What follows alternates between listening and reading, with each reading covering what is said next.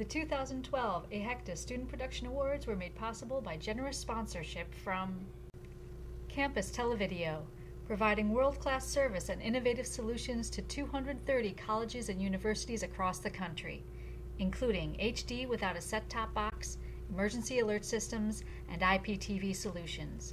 To learn more, visit us at campustelevideo.com.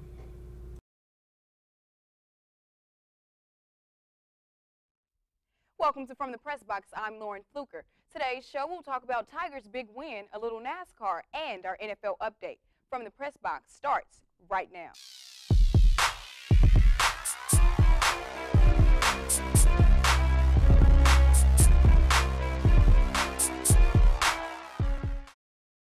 A few weeks ago, we talked about if we thought Tiger's play at the Honda Classic meant that the old Tiger was back, and it looks like he may be. Well, Jamal, I do distinctly remember you making these comments. He lost.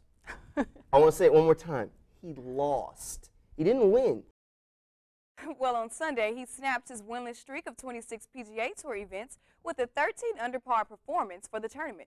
This was Tiger's 7th win at the Arnold Palmer Invitational. That's one shy of the most by anybody in a single PGA Tour event since 1920, when Sam Snead had 8 wins at the Greater Greensboro Open. Looks like the old Tiger is back. You can say that again. Well, speaking of repeating, the Bulls are going to be making a repeat appearance in the playoffs. They're the first team to clinch a playoff berth this season and the first team to reach 40 wins. The impressive part is that they are 12-4 in the 16 games that last year's MVP, Derrick Rose, has not been able to dress. And don't forget they brought in Richard Hamilton to start at shooting guard, but he has only played in 16 games this season because of several injuries.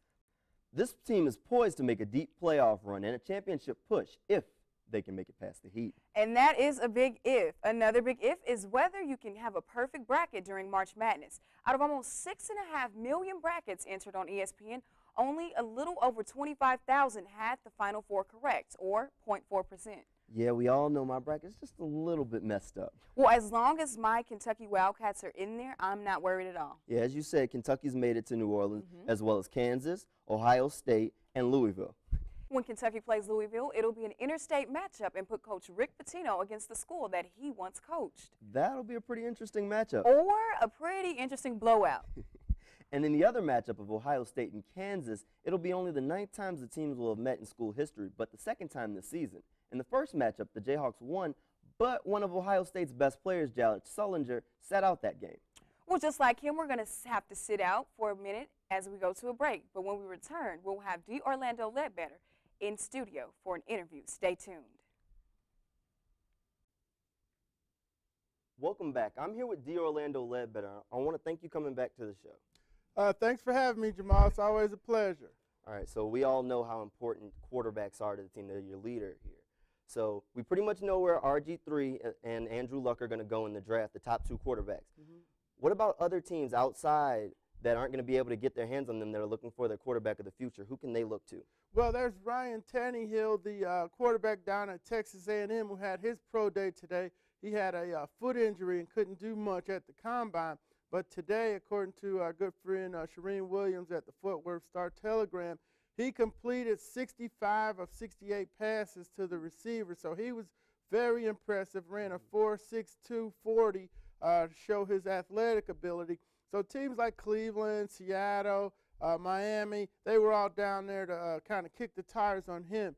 Another kid to watch for later on is the Michigan State quarterback, Kirk Cousins. He had a great deal of success with them and Coach Dan Tanio up there. The Spartan quarterback is going to be available for somebody in the 2nd round. Okay.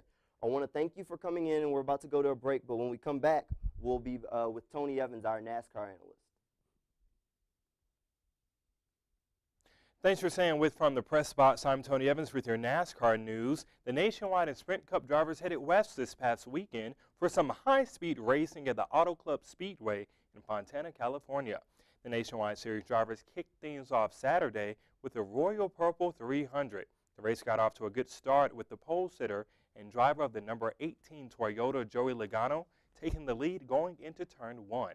The race was all quiet until lap 57 when the first yellow flag waved thanks to a piece of debris on the backstretch. A few laps later, the number 10 GoDaddy Chevrolet of Danica Patrick would experience some issues and head towards the garage. With 5 laps to go and Joe Logano steadily pulling away from the field, Brad Keselowski was not too far behind in second. Logano would go on to win the Royal Purple 300, giving Joe Gibbs Racing its 8th straight win at the track.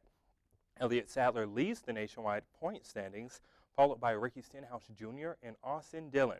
Next up, the Auto Club 400 on Sunday. The Sprint Cup drivers hit the track with a heavy threat of rain.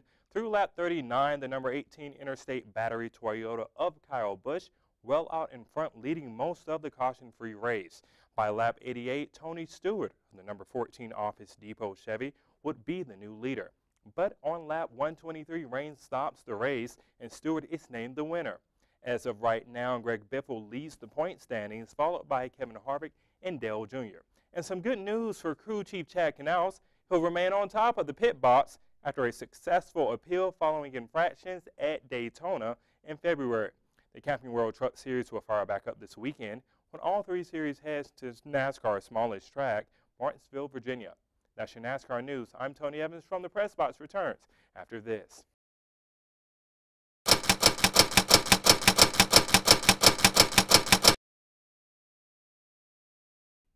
Welcome back. It's time for Hurry Up Offense. Call it what you want. Let's just get started. Troy Aikman said Romo's already a better quarterback than he was. Do you agree or disagree? I disagree. For most people, the argument is that Romo is good and he has potential, but at this juncture of his career, he doesn't need potential. He needs postseason action. So let's get something straight. When it's all said and done, the only thing that will surpass Aikman are Romo's stats, and that's only because Aikman retired prematurely. It didn't take Aikman long to get those boys to the Super Bowl.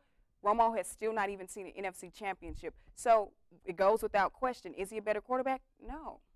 Oh, I'm going the complete opposite direction. Romo's a great quarterback. Look at the 2006 Colts and the 2009 Saints. Both teams were undefeated when they faced Romo, and what did he do? He picked them apart and beat them, handing them their first loss. Romo's 10 of 18 in close fourth quarter matchups, and that's, right in there with Troy Aikman at 35 and 37%.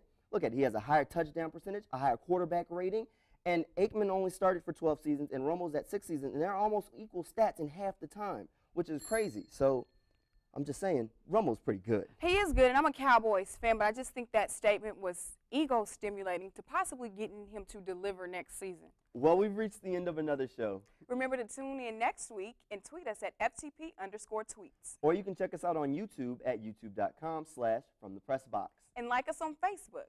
And we've added a new feature to the show, A Moment in Sports History. On March 29, 1998, Tennessee won the National Women's Basketball Championship against Louisiana Tech. They set an NCAA record of 39-0. That's your moment in sports history. And again, she's Lauren Fluker. He's Jamal Williams. And this is From the Press Box.